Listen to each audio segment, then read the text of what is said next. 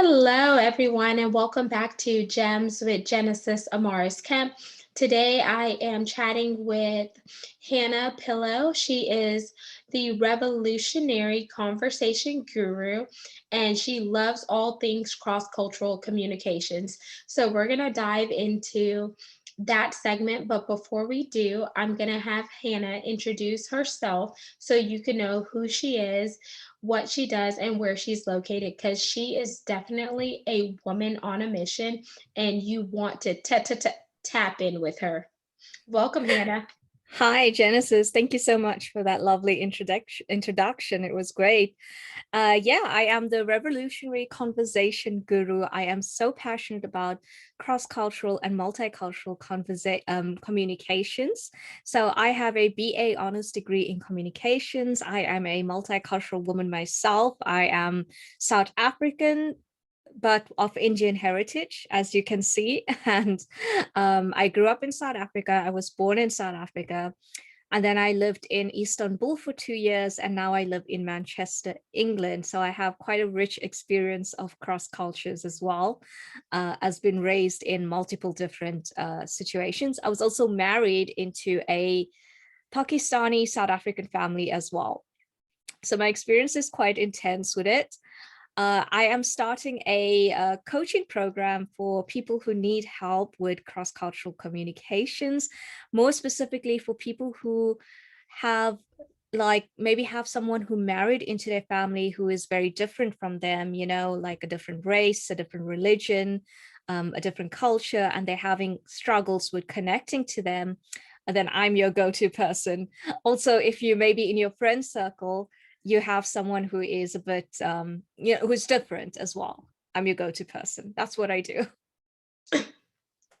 Wow, and that is amazing because if you look at the world today, there's so many mixed races. There's so many people who have traveled abroad and they don't want to go back to their hometown because they saw other experiences that just made them, really complete. It fulfilled them because it was something different than they were used to, and it opened their eyes to endless possibilities. So being a sorry about that, y'all. Being a woman from a mixed cultural background, would you say your background helped you become the woman you are today because you saw things from various vantage points? Um, yes and no. I would say not specifically how I was raised, but actually having the opportunity to leave the bubble that I grew up in kind of broadened my experiences and my horizons of the world. So like you just mentioned, getting that opportunity to live in a different in a different culture, live in a different country, be married into different cultures, all of that experience really changed my perspective of the world and really opened my eyes to like our unconscious bias, to microaggressions, to stereotypes and assumptions, and really dealing with it within myself first, of course, before I can actually help other people. What would you tell someone who is going through something right now with a family that they married into, but those family members are projecting unconscious biases as well as microaggressions on that individual because they haven't even took the time to get to know that individual for who they are and what they bring to the table, and they're so stuck in their cultural ways? Yeah, that's a great question. And I actually want to help the family members there to unpack themselves. So, that my audience would be the actual family members. But of course, I can so relate to the person who married into the family as well. And I think it takes, we can say it takes two to tango. Um, and the conversations can be very difficult. I think that firstly, we have to get the family to realize that they are projecting onto us. And that can be a very sensitive conversation to have. And then we need to get them to a point of recognition that, what, maybe we need to take further steps here to help educate you about certain things with regards to communications so that we can move forward in a more pleasant way in the future, because we don't always want to be like, I mean, we want our conversations to be natural, to be casual, to, you know, we want to be able to joke around people without like the fear of offending. And I know that that's a really big thing, that's a really big fear in people's heads right now.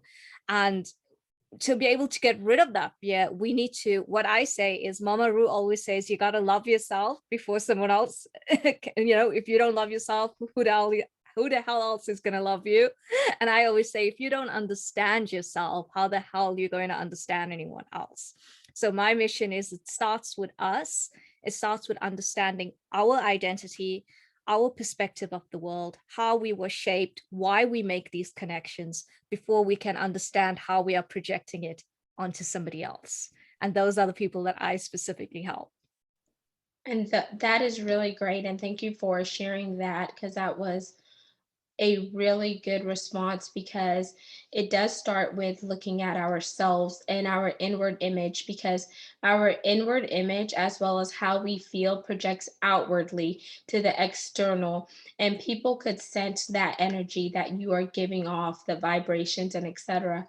So as you came up with the name, the Revolutionary Conversation Guru, what made you choose that name?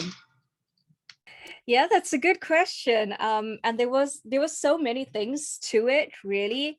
Revolutionary, because I was looking for something that's like forward thinking, moving forward, bringing major changes that is a revolutionary inside of us, and that we can share with the rest of the world. So it's not just about me, it's about everyone. Conversation, because that's my main area of expertise, is I'm going to teach people how to communicate. That is my main focus of my coaching, and how to communicate with cross-cultural communication specifically. And guru, because of my Indian heritage, I wanted not to use coach, I wanted something tied to my heritage as well, and to show my expertise in the field as well. Beautiful. So you covered a little bit of everything that encompasses who you are and what you want to portray onto your clients as well as society, to leave your impact and make your legacy known. So, thinking about where you are now and the experiences that you've learned from in your life, what would you say is your hardest lesson you learned, and how did it shape you to become the woman you are today? Oh, big question. The hardest lesson I have learned, you know, there's so many things that I've learned in my life, and I'm just trying to think, what was the hardest one?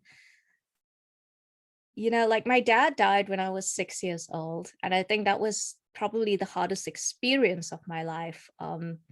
And it probably shaped a lot of the way that I live my life today, you know, with the value that I have for people and for relationships and for authentic relationships. I actually found that I don't have time in my life for shallow relationships. And that's why I'm so passionate about this work, because I want to work with people who want those authentic relationships. They want to create that harmony. They want, you know, family matters, relationships matters. These are their values.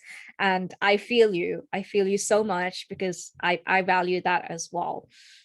And exactly. So yeah, I think that would be the biggest lesson I've learned in my life, is that life is short, and we got to value the people that are worth valuing.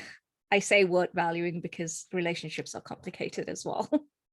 Yes, and sorry for the loss of your father. I know it was some years ago. And believe me, I could completely resonate where you're coming from, because I lost my father. It's been a little over 7 months. 8 months will be on the 25th of this month, will mark 8 months since my father passed. And losing my dad, it took a lot, because my dad and I were super close. And I saw my dad, build these relationships with people no matter what color they were, but and just based on how he was brought up, and he would literally give you the shirt off his back, because he was just that type of caring person. He was quadringular. He spoke four languages, and my dad was just so influential. So it goes back to show yes, you have to give people their flowers while they can enjoy them to bloom. And when you said life is short, that reminded me of my mother, who's from a West Indies background. And my dad would always tell her, life is not short, it's what you make it. So whenever you were speaking, it felt like he was here with me. So thank you for sharing that hard part, because sometimes it's so difficult to talk about those hard lessons that we go through, but it's those hard lessons that really nurture who we are now. Because if we never went through the storm, we're not going to appreciate the sunshine and the rainbow. Yeah, absolutely. I love that. I love your father saying, and again, of course, I'm sorry you had to experience that as well. I think no matter how old we are, a loss of a parent is always emotional. It has a big impact in our lives. And yeah, I love it. Life is short, and or it's not short. Enjoy every minute of it. But yeah, you got to find the value for every single second of your life. There's no time to waste, really. And with you having a communications background and your degree in communications, would you say that it was divine intervention, or would you say that it's you just tapping into your purpose and fueling your passion? Oh my God, Genesis, I love this question so much. And honestly, I think it was some sort of plan, because when I took this degree to begin with, I had no idea what I wanted to do with it. It just, it just seemed right at that time, but I had no plan. I had no purpose for it. I loved it. I enjoyed it. I took it to honors level. I was planning to take it to master's level as well, which I might just still do, but life got ahead of me and I became a teacher. I've been teaching for the last 10 years. I've not used my communication degree, and my life and my experience. One day it just came to me and I was like, you know what, this is what I should be doing. And it just kind of bloomed out from there. So yeah, there was some sort of plan there that was beyond me. So you had that aha moment where the light bulb went off and you said, it's time for me, Hannah Pillow, to walk into the gifts and talents that are inside of me. And I need to coach, I need to help people develop cross cultural communications. But you know what? It's no coincidence, because you said that you were teaching. So you had to go through that teaching part to give you the foundation on how to truly educate others, how to deal with various personalities, and it strengthened you more to set you up to where you're going now. And then now, just like going into the personal side of your life, you come from a marriage that did not work, but there was a lesson that was learned there, to a marriage that you're in now that is thriving, fruitful, prosperous, and etc.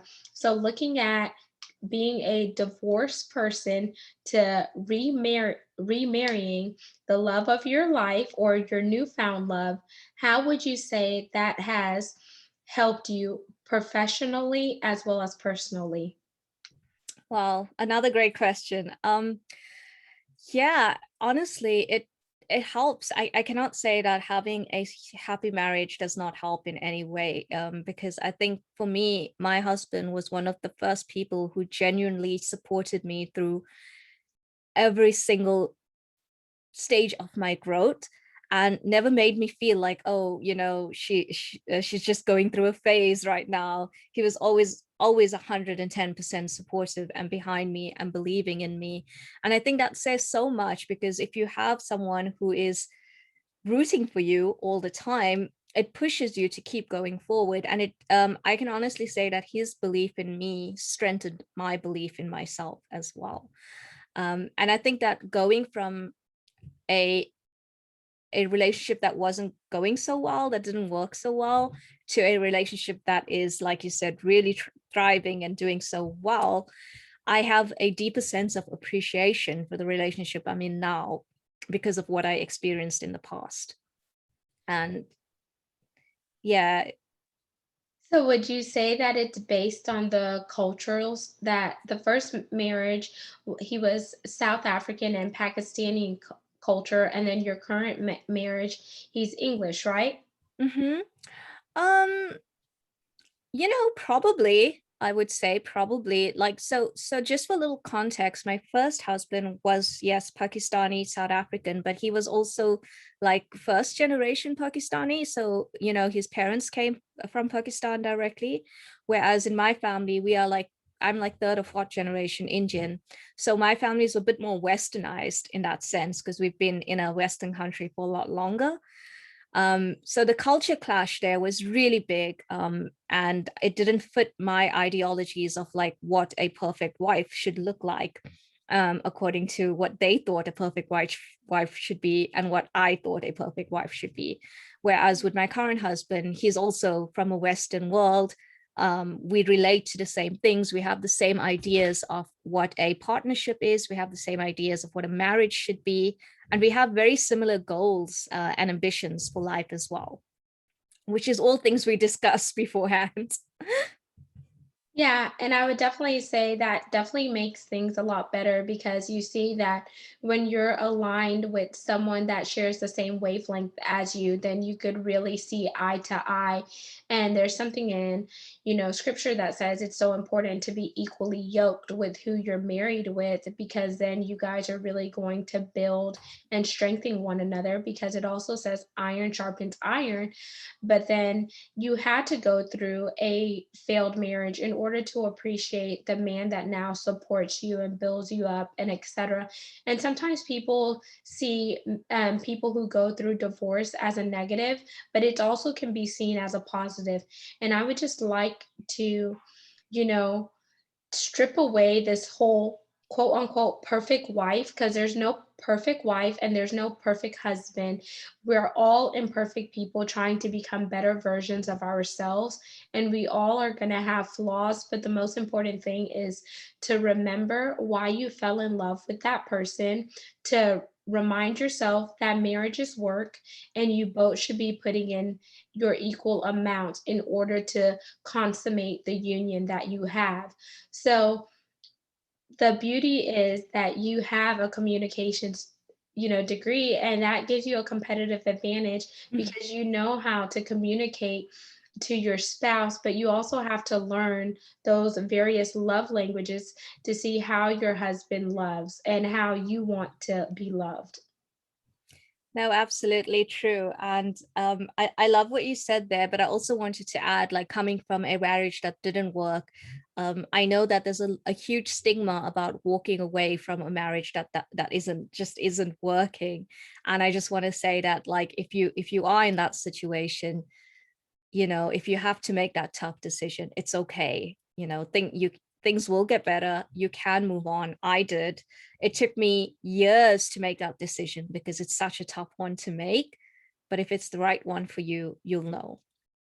But yeah, definitely with communication with my current husband is much easier, but of course it takes work. It takes getting to know each other. It takes getting to understand, like you said, our love languages, and not just love languages, but also like our anger signals, what to do when the other person's angry, what not to do when the other person's angry. You learn all these things. And I'm very proud of the fact that my home is a non-screaming zone. We've never screamed at each other. We've never had like screaming fights or anything with each other. And I'm really proud to say that.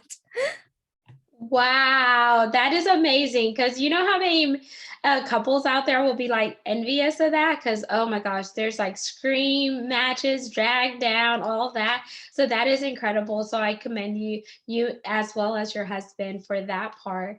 And another thing that I really want to zone in on, Hannah, is the subject of diversity, equity, and inclusion because you are a woman that is part of the Black and Brown community as well as a minority. So how do you feel about what's taking place in society? And do you feel like the people that are jumping up and raising their hands about, yes, we're diverse, we're equitable, we're inclusive, that they're just jumping on the bandwagon because of what the media has put out there. Because there was always a problem with diversity, equity, and inclusion, especially with people of color not being able to have a seat at the table, not being able to really be seen and heard. So there's two parts to this question. I think that there are definitely people out there who are genuine. They really genuine in wanting to be inclusive, in wanting to change the dialogue. And what I found is that with the causes that are out there for diversity and inclusion, the lacking component is communication, the bridge, because that is what we need. You know, we can know what is unconscious bias. We can become more aware of those unconscious bias, but how do we bridge it with the people we are connecting with? How does it come up? How does it manifest? That is the missing link right now, and that is what I've been working into my courses so passionately. And there are people out there, sadly, who are just jumping on the bandwagon because, and I think this is maybe more at a corporate level, sad to say, is where I'm seeing it, because I've seen it like even at like my own day job, for example. They had like a diversity and inclusion jump, and now it's just kind of in the background of the work. There's like hardly anything happening anymore. It's all optional. You don't have to do it. You know, and again, the communication part is lacking, the knowledge part is lacking. Everything is like to tick a, you know, just to tick a box, and it's not applicable. Whereas that's why with my course, I'm so passionate about making it a course that is applicable to your daily life. You know, it's going to give you actual tools to go out there and implement what you've learned in the real world. Yeah, and I would definitely echo that there are a lot of corporations that are doing the check the box syndrome, is what I call it. They want to check it off their list, they want to move on, and they're only doing as much as they need to do to show their shareholders that they are complying with their bylaws, the policies, and rules and regulations. But if it's not hurting their pocketbook, if it's not causing their metrics to go down, if it's not tainting their brand, then they're not for it. But there are people who want to be collaborators as well as allies in this space, but some of them don't know how to really have the conversation. And what you were talking about is that's where we need to bridge the gap with the communication to really showcase that yes, you may not exactly know what to say, but if you put a disclaimer out there and say, hey, I would like to learn more about your culture, or I want to know why did you say what you said, or how does it make you feel? And if we take it from a learning approach versus an assumption approach, then I think we could get more bees with honey. But it does take work, and it takes all of us coming together to really have those courageous conversations, because if not, then we're only regressing instead of moving forward. 100%. It's a process, isn't it? Like it's a process we have to go through. And one of the things that I'm highlighting in my coaching program, in my course, is that we need to be kind to ourselves as well, because there's a lot of shame that people are feeling about making mistakes. They're hiding behind the shame. They feel afraid of like apologizing or even bringing it up because they're ashamed that it happened in the first place. And my course is all about approaching it from a part of self-love, self-realization, affirmation. So every activity that we do will end with self-affirmation, self-love, and a message to yourself that, hey, we're doing this to better ourselves. We are here because we are a great person. We want to move towards greatness. We want to be a part of the change, and we want to be a part of the solution. Beautiful, because self awareness is key. If you're not aware of yourself and how you are being portrayed, as well as how you are perceiving yourself, then you're not going to achieve what you set out to achieve, because you're allowing certain things that's going on in your life to hold you back, and you're not really being your authentic self because you're so worried about, the shame, the guilt, the fear, the doubt, and all those things. And it's okay to say that, hey, I messed up. It's okay to say, yeah, I didn't get it right. But you know what? Today's a new day and I get another chance to start over. Or another hour and I get a chance to, to play again. And we always have those different periods in our life where we could hit the reset button. But what happens when you can't hit the reset button? When you're lying on your deathbed, when you're in the coffin, then, game over. But while you're here, you have to take what you have and think about what's going right with you and fix the problems along the way. And you do that by communicating.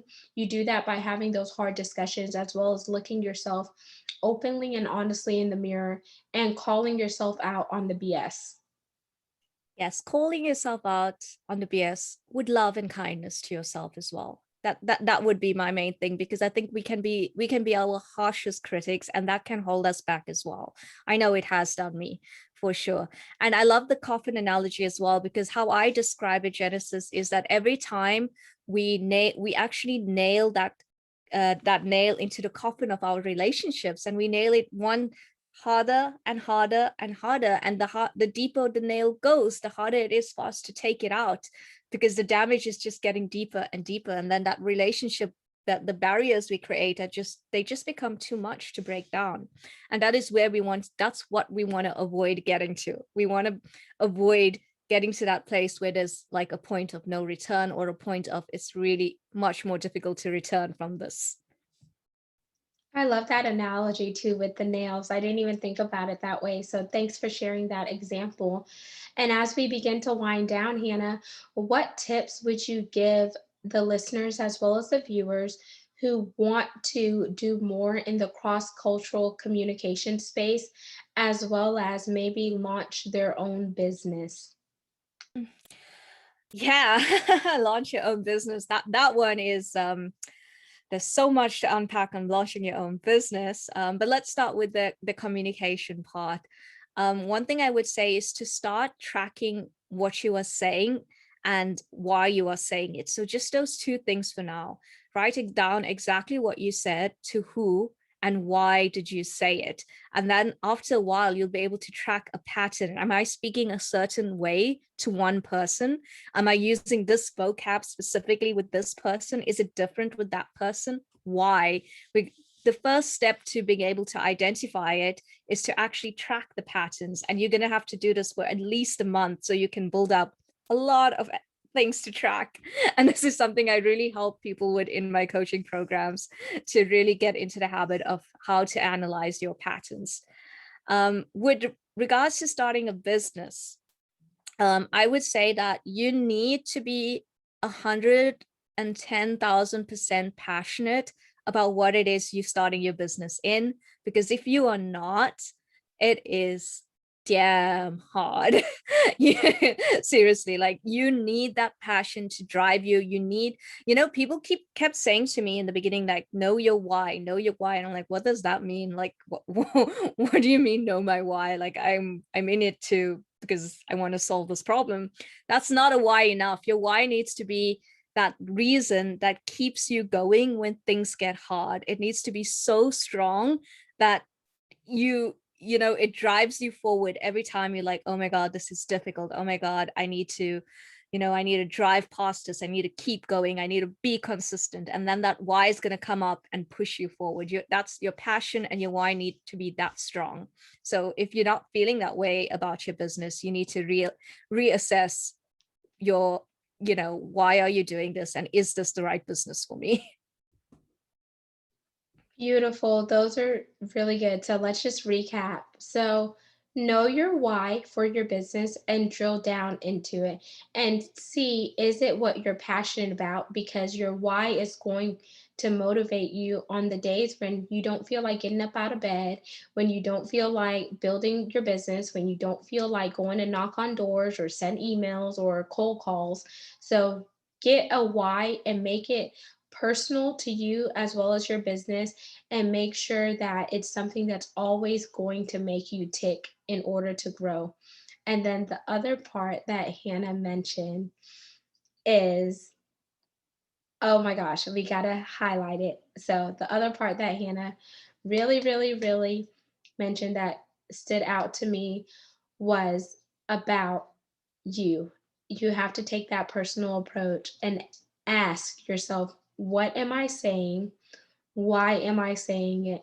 And to who I am saying it. And that is so personal, because if you're not really analyzing what's coming out of your mouth, how you're saying it, and who you're saying it to, then you're not going to have the metrics to analyze if you have that stinking thinking, if you're letting negative Nancy spend a night in your head, and if you're having those days where you're just ugly for no apparent reason to a particular person. And if you're ugly to that particular person, what's the root cause analysis that's causing you to project that way to that specific person? Is there another underlying issue that is causing you to feel the way that you feel, where you have to talk to that person in a certain tone, manner, and just disrespect them? To you, it may not be disrespecting, but to them, it's disrespect. So that is so personal. And that's about doing a health check on you as an individual. So, Hannah, I want you to tell the listeners, as well as the viewers, once again, who you are, how they could connect with you on social media, and if they want to sign up for your coaching class, give that information as well. Absolutely. So you can find me on, well, I'd encourage you to join my Facebook group, which is called Champagne, Wine, and a Glass of Multicultural Communication. And yeah, it is a safe space for you to join and dialogue. And just, you could connect with other people who are having similar issues. It's a non-judgmental space, and we are all here to help each other. And that is a place I would encourage you to join to get started. As to where you can find me on social media, I'm on Instagram as the Revolutionary Conversation Guru. I'm on LinkedIn as Hannah Pillow. And if you do want to join my coaching program, then send me a DM on Instagram or LinkedIn, and I'll connect you to the application form. And there you have it, listeners and viewers. You just heard Hannah Pillow, the revolutionary conversation guru, discuss cross-cultural communications on GEMS with Genesis Amaris Kemp. Our call to action for this segment is to connect with Hannah and I on Instagram. The information will be in the show notes. Make sure you like and subscribe to our YouTube channel, as well as the podcast on Anchor FM, as well as other places that it's being broadcast. And if you want to provide your feedback, you could head on over to anchor.fm/Genesis Amaris Kemp to leave a voice note and comment, and you could be featured on the next episode. Until we chat next time, peace, love, and lots of blessings. Signing out, Genesis Amaris Kemp and Hannah Pillow. Bye.